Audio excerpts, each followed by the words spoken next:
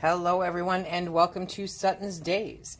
Today we are answering that great challenge that Linda and I put out, and we are using our home canned pantry to make a quick, easy, remarkably good dinner. Are you ready? Let's get started. What we are making tonight is a garlic salmon linguine.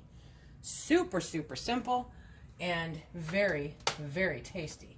So on the stove I have a big pot of water boiling. I wanted to tell you guys about these. This is pasta made from chickpeas. So when I was looking at the information on the nutritional information, there is a total net carb of 32 grams per serving, okay? That is 10 less than your normal typical linguine. So I really like this idea. I think we're going to enjoy these. So that is the linguine that we're going to use tonight. I picked that up at Walmart. Super simple. Okay. Now, we're going to use our canned salmon. Look at that. 2016. So that is our canned salmon.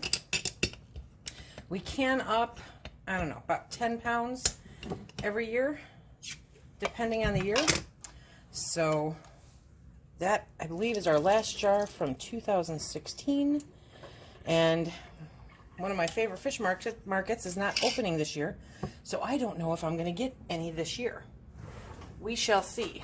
But I've got some olive oil. Okay. Got my pan, and while my water is heating in this pot, I'm going to get the other stuff started in this pot. So I'm just going to put a little bit of olive oil on the bottom there. And then we are going to scoop out the yummy salmon. Look how flaky and beautiful. One of the best things about canning salmon is that it melts all the bones.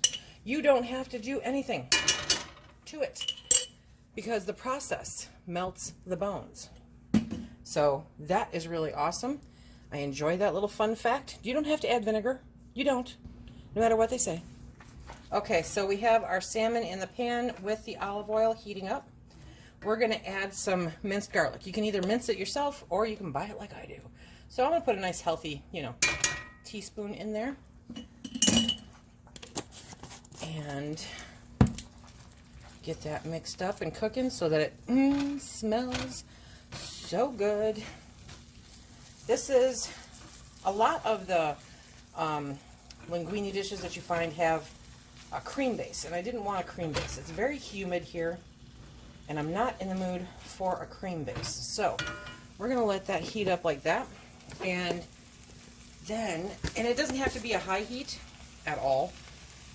Reminder, turn it down, Lisa. So now I'm going to take my dehydrated spinach and just drop a handful in there. For color is very important.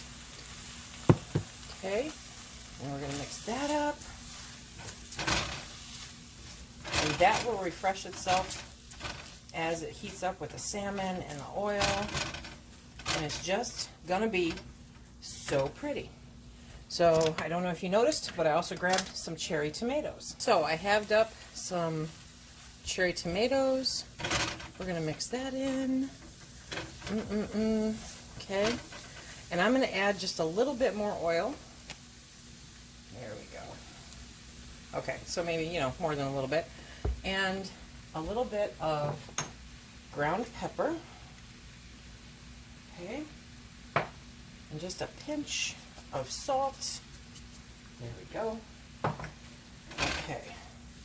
So now we're going to let that just sit beautifully in a warm pan so that the tomatoes heat all the way through. Okay. And we're going to get moving on the pasta. When the pasta's done, we'll be back.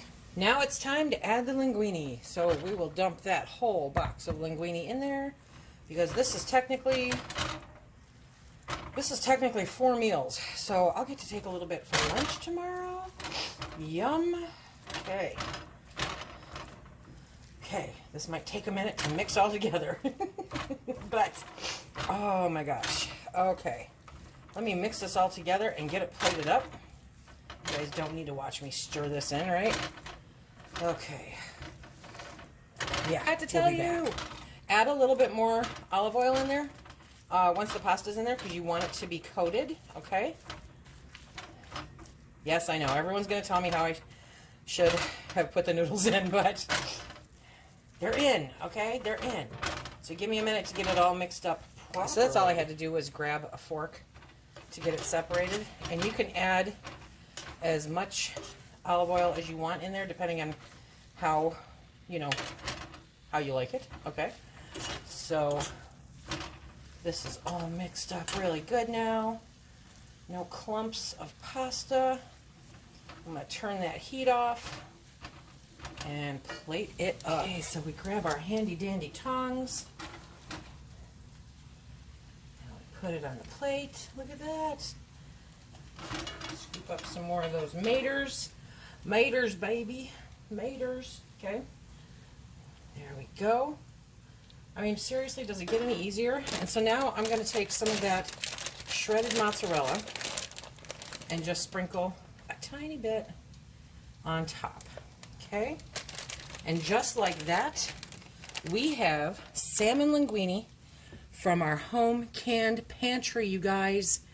Super good. Okay, you stuck around till the very end. You know what that means? That means we're going to do a giveaway. Yes.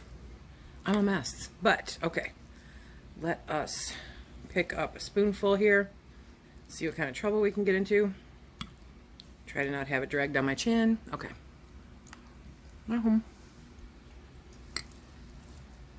The flavor's good. The flavor's good. I think it could actually use a little bit more garlic. But it's a little dry. And I don't know if that is the chickpea pasta or if I just need to add more oil. So, but otherwise, this is awesome. What do you think? This is right. He thinks it's just right. Okay? He thinks it's just right. That's what we're going to go with. Okay, friends. So, as you heard, Sue, a friend of SuttonsDaze, did some thrift shopping and came up with these wonderful treasures. And so we're going to be giving away different treasures for the next few videos. And this one is for today. If you are into vacuum sealing anything, you know how almost impossible it is to get one of these right now. So it is a wide mouth food saver jar sealer with the hose. Okay, if you have a handheld vacuum sealer, you don't need the hose. If you have one of the countertop models, then the hose will be needed. Possibly if your food saver doesn't already have one. Anyway, so this is what we are giving away. So leave a comment down below saying, I want that jar sealer, and we will do a drawing tomorrow.